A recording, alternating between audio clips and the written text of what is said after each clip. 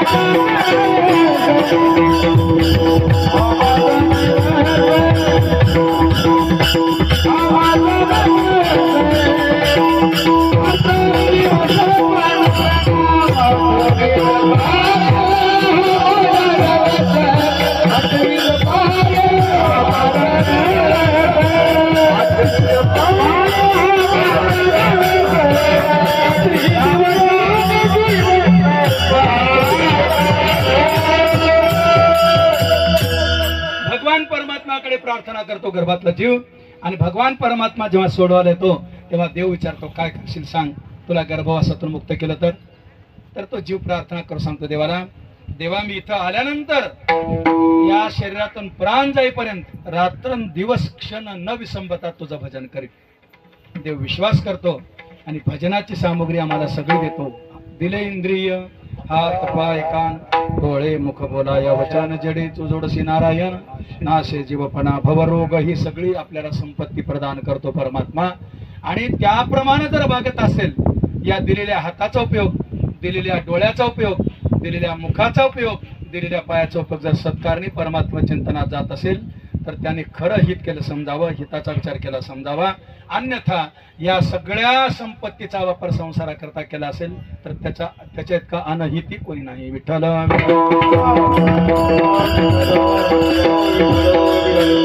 मग ठीक आहे बाबा देवा, तर ते हित करण्याकरता म्हणजे आमची स्मृती तुझ्याकडे राहण्याकरता काही उपाय असेल तर सांग देवा, काही उपाय असेल तर सांगा. आणि सांगा म्हणणं हे आदेश आहे. आणि दुसरी गोष्ट असा की तू सर्वज्ञ आहेस,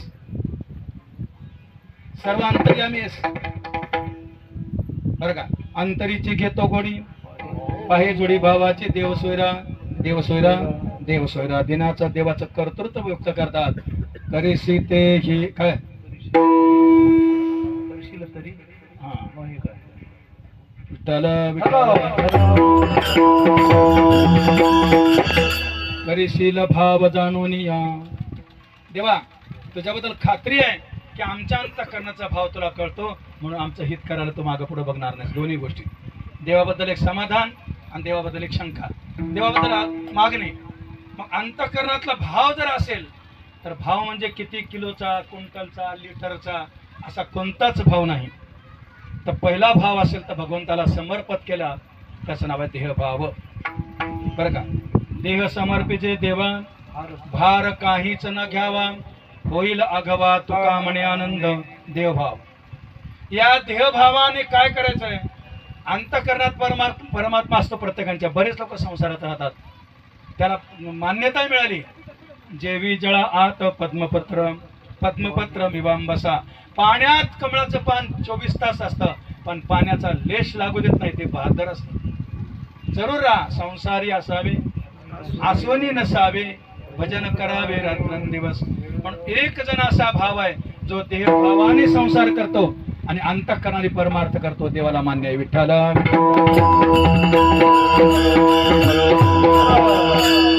दुसरा असा भाव आहे आत्मभाव आहे, आत्मभाव.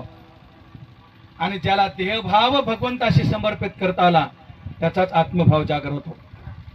कसा देहभाव समर्पित करायचा बरं काय? पापाची वासना नको दाऊ डोळा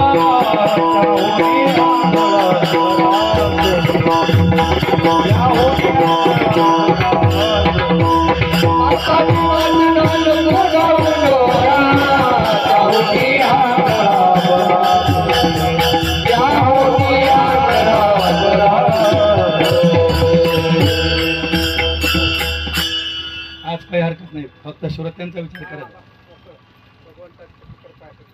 नको देवा, ज्या वेळेला दृष्टीला पाप दिसायला लागतं तेव्हा दृष्टी असून कामाची नाही. ती दृष्टी तुझ्या ठिकाणी समर्पित झाली आहे.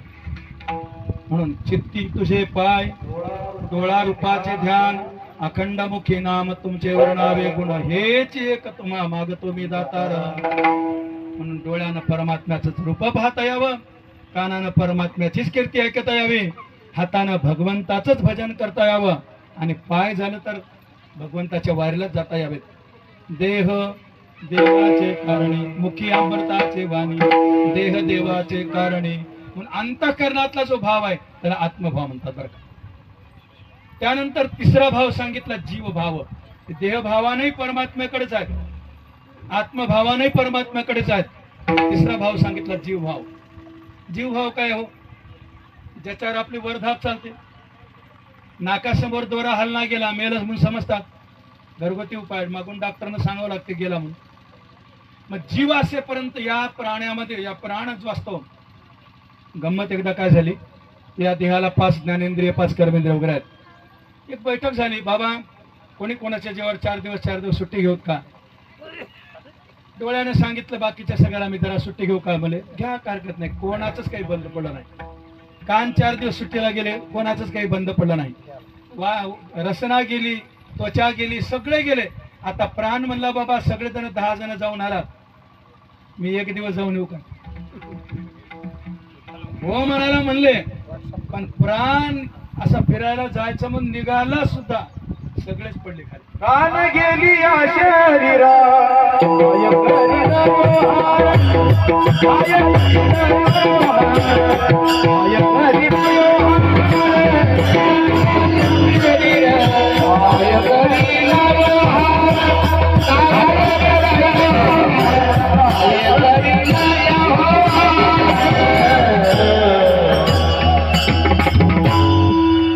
सकाळी एक जण सांगितला, ते 2400 स्क्वेअर फूटचा प्लॉट दुपारी बयाना देतो म्हणला. सकाळी सांगितला दुपारी बयाना देतो, आणि प्राण गेली. आता बयाना कोण घ्या कोण द्या? म्हणून हा प्राण म्हणजे जीव आहे, आणि तो जीव ही भगवान परमात्म्याने दिला. जेने हा जीव दिला दान, त्याचे करील भजन रात्रंदिवस. आणि संत महात्मे काय करत असतील तर तुका म्हणे जीव भाव, नुसता जीव समर्पण करत नाही, तो जीवपणाचा जो भाव आहे ना, प्राणपणाचा, तो देवाला समर्पण करतात.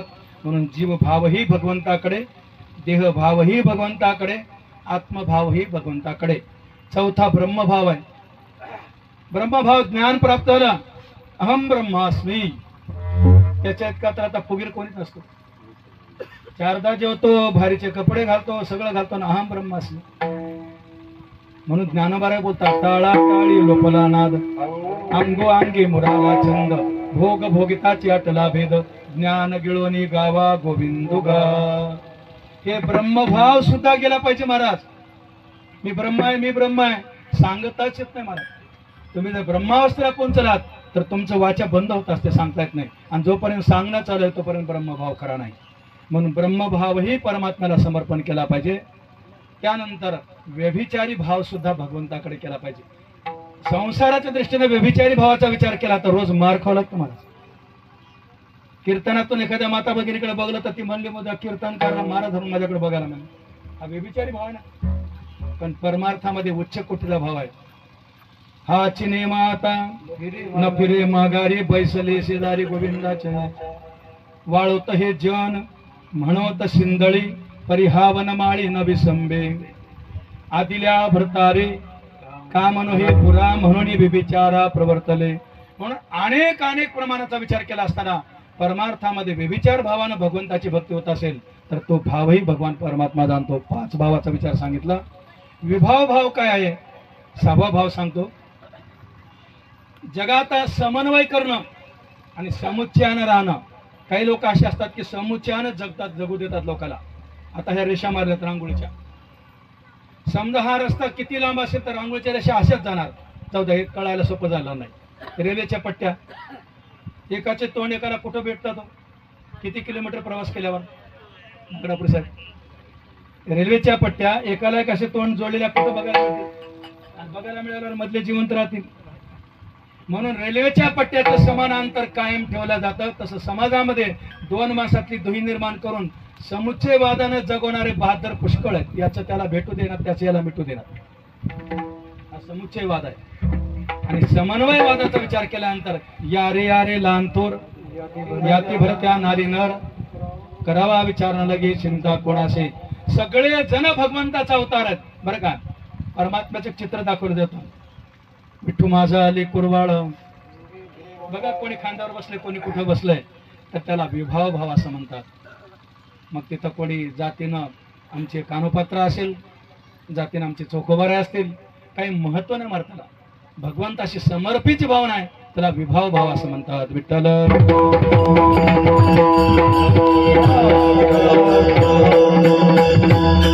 आणि समन्वय भावाचा विचार केला असताना भगवंता वाचून जगत काहीच न दिसणं. समर्पित भाव त्याला म्हणतात.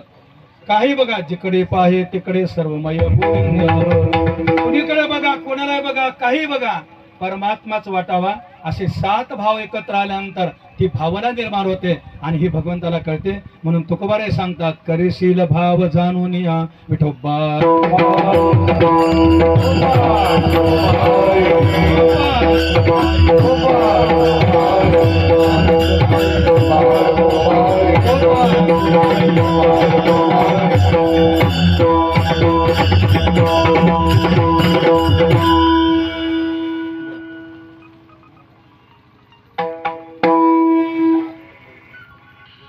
कीर्तन करायला बोलायची संधी मिळते, पण टाळकरला मिळणं मधली चालच बंद झाल्या. सगळं प्रवचन बंद झाली, मधली चाल बंद झाली.